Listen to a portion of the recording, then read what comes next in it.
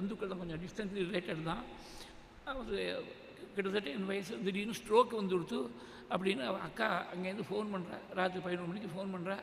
நான் உடனே voice mail தான் இந்த ஸ்லோகத்தை ஏதோ அனுப்பிச்சேன். அவள் அதை போய் அவளுக்கா குடும்பத்தில் இருக்கிறவா ஜெபம் பண்ணால் அந்த ஸ்ட்ரோக்குக்கு ஒரு இது இருக்குது, சரீரத்தில் இருக்கக்கூடிய அவயங்கள்லாம் வேலை செய்யும்படியா அவளுக்கு உடனே மெசேஜ் அனுப்பிச்சேன்.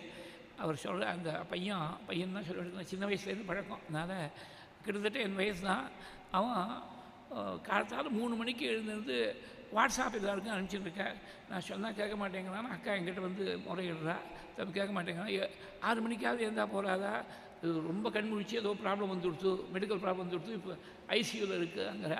3 மணிக்கு எழுந்து பரவாயில்லை, 3 மணிக்கு எழுந்து நீ சகசிராவர்த்தி பண்ண போகிறேன்னா சரி, 3 மணிக்கு எழுந்து தனுர்மாச பூஜை பண்ண போகிறேன்னா சரி, 3 மணிக்கு எழுந்து வாட்ஸ்அப் அனுப்புறதுல என்ன தலை போல வாட்ஸ்அப்பே இல்லைன்னா ஒன்றும் the world will not fall down, the heavens are not going to fall. ஒன்றும் ஆகாது.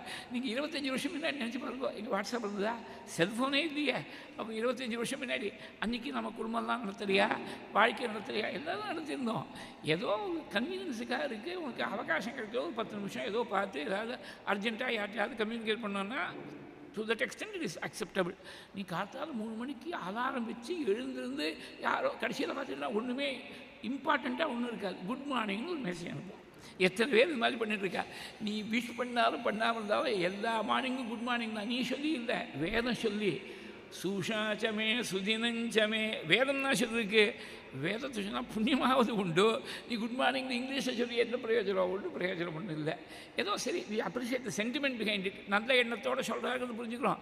அதுக்காக தூக்கத்தை தியாகம் பண்ணி வாட்ஸ்அப்பில் எல்லாருக்கும் அனுப்ப வேண்டிய ஏதோ படத்தை தான் போடுவா, சூரியோதயம் மாதிரி ஏதோ படத்தை போடுவா. இதெல்லாம் தேவையில்லை நமக்கு. அந்த சமயத்தில் ஒரு 10 ராமநாமா சொல்லாமே, அந்த சமயத்தில் அவாவா சுதர்மத்தை அனுஷ்டானம் பண்ணால் போடுமே. அது வாஸ்தவத்தில் யாராவது சந்திச்சாக்க சௌக்கியமாக இருக்கேனான்னு கேட்குறது வேறு. தினம் ஒரு நாளை போல் தினம் காத்தாலும் ஒரு மெசேஜ் அனுப்புறது, சாயங்காலம் ஒரு மெசேஜ் அனுப்புறது, இதெல்லாம் தேவையில்லை. We must know how to shift the chaff from the grain and accept only the grain. அது தெரியணும். அது தெரியலைன்னா பாருங்க, கடைசியில் ஃபிசிக்கலாகவே அவருக்கு ஏதோ ஒரு ஸ்ட்ரோக் வந்துட்டுங்கிறார், ஐசியூவில் இருக்குங்கிறார், ரொம்ப சிரமப்படுறான். அந்த குடும்பத்தில் இருக்கிறோம், அவருக்கு வேறு குழந்தைகள் வேறு கிடையாது. யாரோ அக்கா காரி, அக்கா இவருக்கே கிட்டத்தட்ட 70 வயசு ஆகிடுது, அக்கா காரிக்கு இன்னும் 8 வருஷம் கூட ஆகிடுது. வயசான காலத்தில் இங்கே அங்கேயும் இங்கேயும் ஹாஸ்பிட்டலுக்கு அலையும்படியாக இருக்குது. இதெல்லாம் எதுக்காக சொல்கிறதுக்கு, அதில் தான் கொடுக்கக்கூடிய சந்தை, அதுக்கு செலவழிக்கக்கூடிய டயத்தில் ஒரு ஃப்ராக்ஷனாவது திருடி 10 காயத்ரியாவது பண்ணோம், சந்தியானம் பண்ணோங்கிறதுக்காக தான் சொன்னேன். இந்த 2 சந்தியா காலத்துலேயும் படுத்துட்டு இருக்கக்கூடியவனுக்கு என்ன தோஷமோ அந்த